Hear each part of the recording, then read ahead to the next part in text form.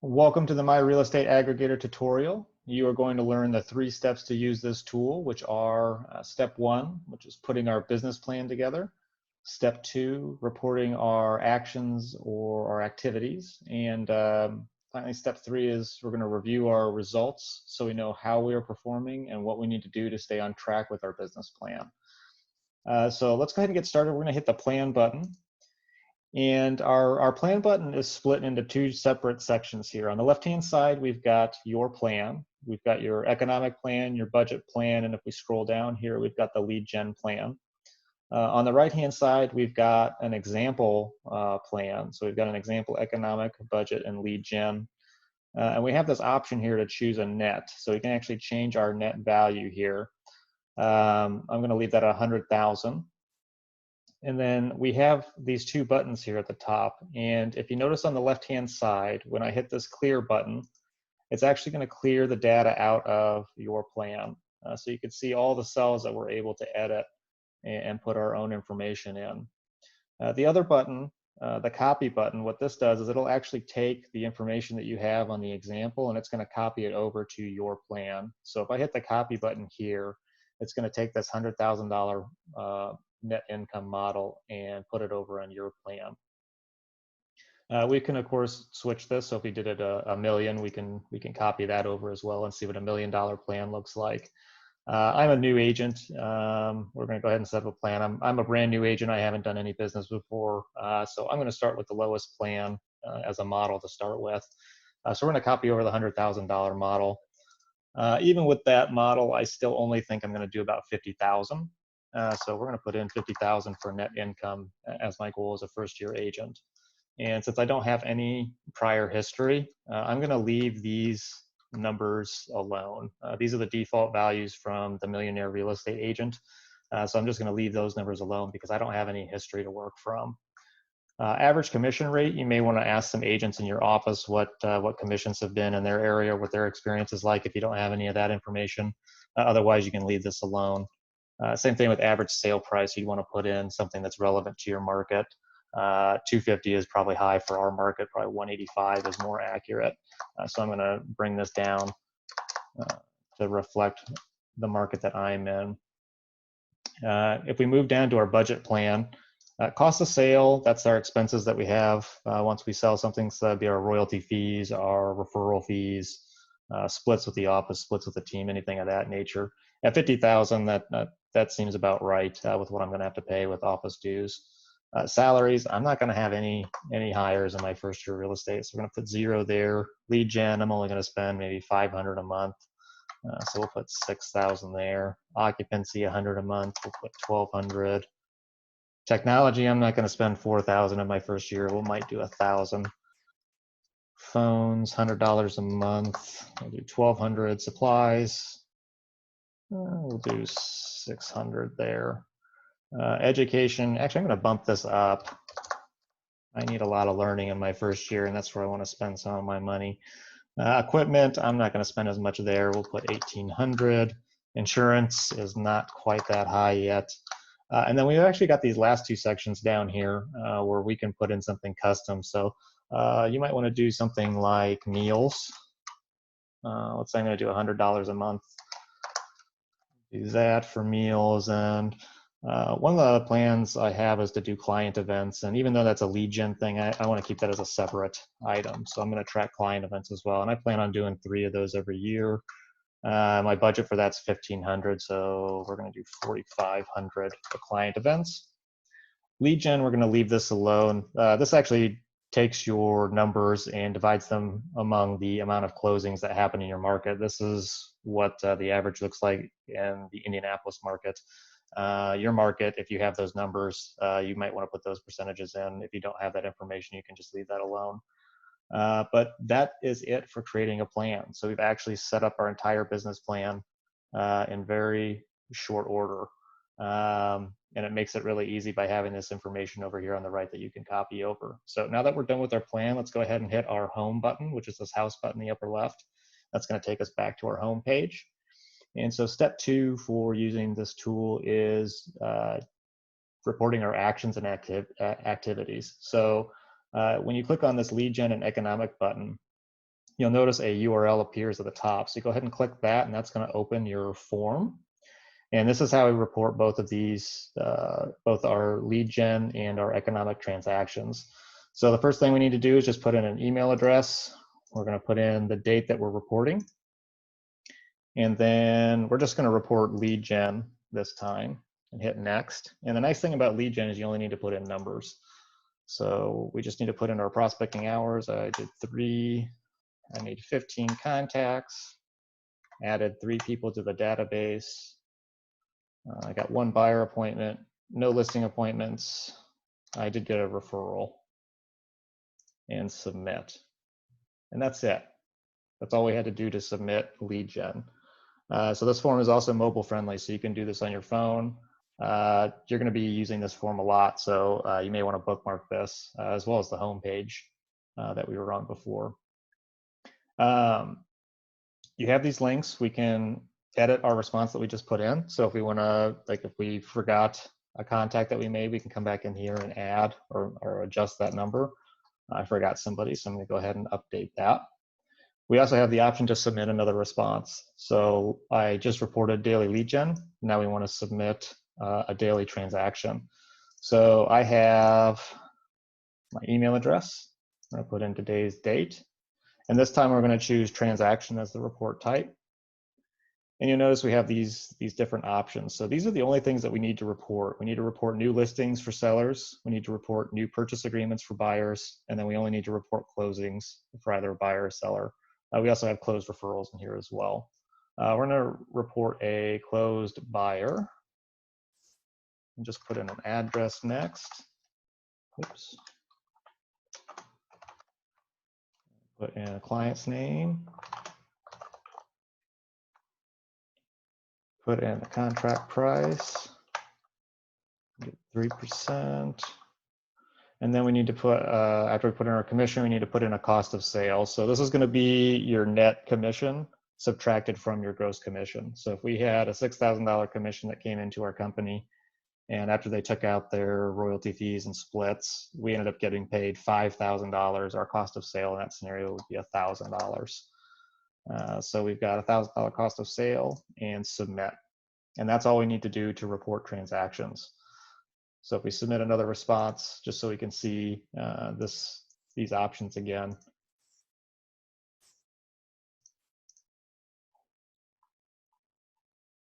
It's really the only math you need to do, right? Contract price, gross commission, cost of sale. Pretty easy to submit both of these forms. Once we're done with that, we go back to our home page. And so we've actually already done 2/3 of the reporting. We've reported lead gen activities and we've reported economic activities. So the last thing we need to report is our budget. So we click on the budget button. And here you're going to see what basically looks like a simplified bookkeeping. The first thing I want to talk about is the sort button. It's really the only button on this page, and it does a lot of things for you. The sort button organizes all of your entries, so it puts them all in order based on date. It'll also reformat the page, so if you happen to copy and paste any data in from another source, like maybe a bank statement or something of that nature, it's going to reformat, so it'll look uniform across the board. And then the other thing it also does, which I'm going to show you right now, is it takes you to the end of the page. So once you have a lot of entries in here, once you've been using this tool for a couple of years, you'll have hundreds of budget entries in here. So this sort button will actually take you to the very end, which makes it easy to put in your next entry. So you can see we have 83 entries. And all we need to do to put in an entry is a date, dollar amount, and then we choose the category. And these categories are pulled from the planning page. So you remember we were able to put client events and meals in there. So those options show up in this list now. I'm just going to do lead gen for here, and we're going to do this as a test. And then I'm also going to put one in the middle of last year so we can see how this sort feature works.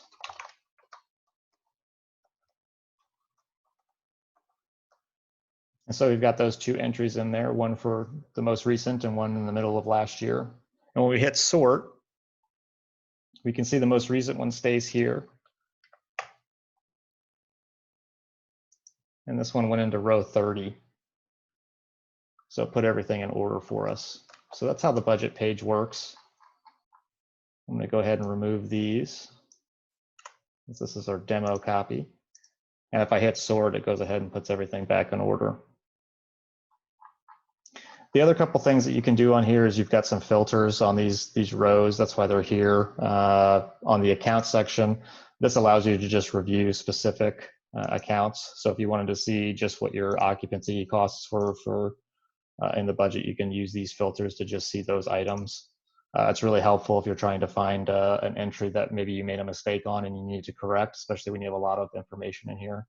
That can be super helpful. We also use that, or I guess use that feature for months and years as well. So you've got that as an option to help sort your data and make corrections if you need to. But that's really it. Date, dollar amount, account, and then put in a memo, which is optional. And that's pretty much as basic as it gets for doing bookkeeping. So if we go ahead and hit our home button, we're going to go back to our home page. And the last thing we've got here is our scorecard. Scorecard is just really valuable. It's a 5-page report. It's always up to date based on the information that you've reported. And really, I think the most valuable page that we have on this report is your dashboard. It's the first page that we come to. And the reason it's so valuable is it just tells you where you're at today, and it tells you what you need to do, and it tells you what your time is worth. So at the very top in this red box, we have this month I still need. So it's telling you this month how many contacts you need to make. It's telling you how many appointments you need to have, how many contracts you need to get signed, and how many closings you need to have by the end of this month in order to hit the goal that you set for yourself based on your past performance. So what it's doing is it's taking your actual results based on your reporting. It's telling you what you still need to do in order to hit your goal. I think that's just really, really helpful. And the last part on here is actually your hours. So it's actually giving you the estimated number of hours that it's going to take you to do these things. So if you're time blocking your weeks and your days, this is actually telling you how many hours you need to time block for prospecting in order to stay on track for your goals. So this is just really gives you an idea of what you need to do this month in order to reach your target. The next section we have here is every hour I generate. So what this is telling you, it's telling you what you generate each hour that you prospect. So we've got our number of contacts, appointments, contracts, closings, and then my favorite is actually the net income. We actually are calculating how much money you earn per hour that you prospect. I just think that's just awesome to have that type of information because prospecting can be grueling sometimes, and knowing how much money we're making each hour we do that can be a little bit more motivating. The last piece we have is our goals and where we currently stand. So our first line item here is our current. So this is telling us where we stand as of today. This is showing last year's numbers. So obviously our numbers today are much higher than our target and goal were for last year. Our target is where we need to be at by the end of this month because again, the status from last year, our target and goal are the same. And goal is where you need to be at by the end of the year. So current is where you're at today, target where you need to be at by the end of this month, and goal is where you need to be at by the end of this year. At the top, we've got these arrow buttons that help us navigate the pages. So if we go to the next page, we got our lead gen results. This is just an accumulation of all of your metrics that you've been reporting.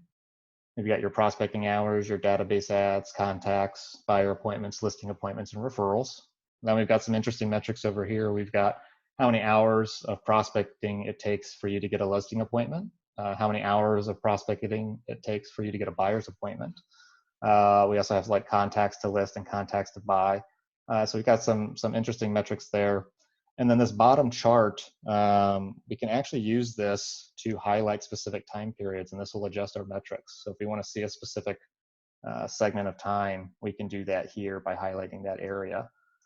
Another thing that we can do on this chart is we can change the time intervals. So if we drill up, we can see it by month, we can see it by quarter, and then we can even see by year, which isn't too interesting since we only have 1 year's worth of data in here.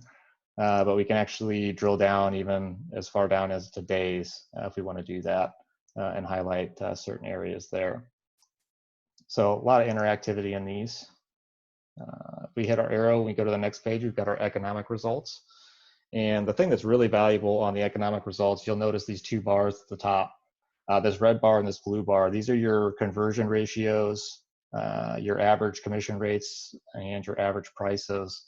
And if you remember, when we're doing our planning, we have to put these numbers in to our economic plan.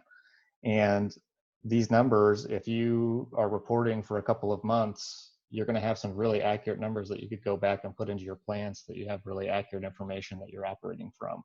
But that's what's really valuable about this page, is it's telling you what those metrics are. So when you're doing your planning for next year, for example, you're going to be really dialed in to your data.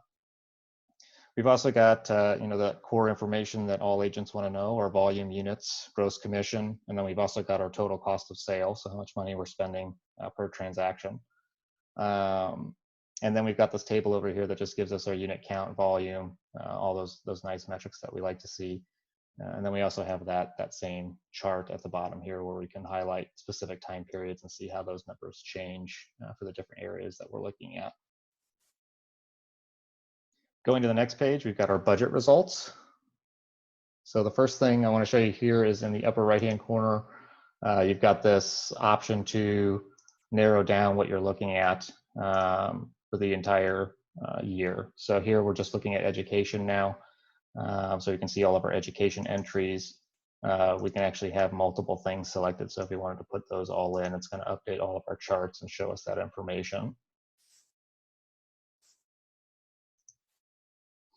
This table here, this is actually just all of your entries in reverse order from how we had it in the budget. So you'll notice your most recent entry here is at the top. So this just allows you to identify your most recent entries, see if you've missed something, or see if you've had any error that you need to correct. But it's just an easy way for you to navigate and review your budget if you need to do that without having to go back to your sheet. We have the bar charts over here where you can see your data in a different format if you like.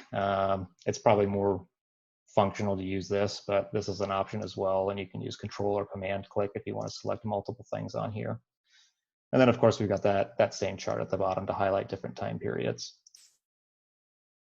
The last page of our report is really just a way for you to review your reporting history.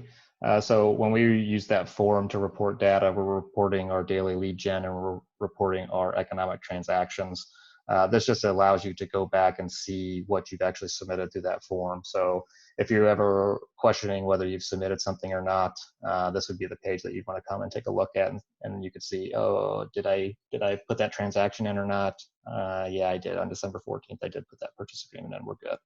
So that just allows you to make sure that you've got the information in and you don't double submit your reports, because we want your information to be as accurate as possible. And with that, we are finished. So I hope you see how easy it is to use and get started. Really, after a couple of months of consistent use, you're going to have some really good metrics to help with the daily planning and time blocking. And after 6 months, you'll probably be really dialed in and know your business better than most agents. So I really hope you find some value in this tool, and happy selling.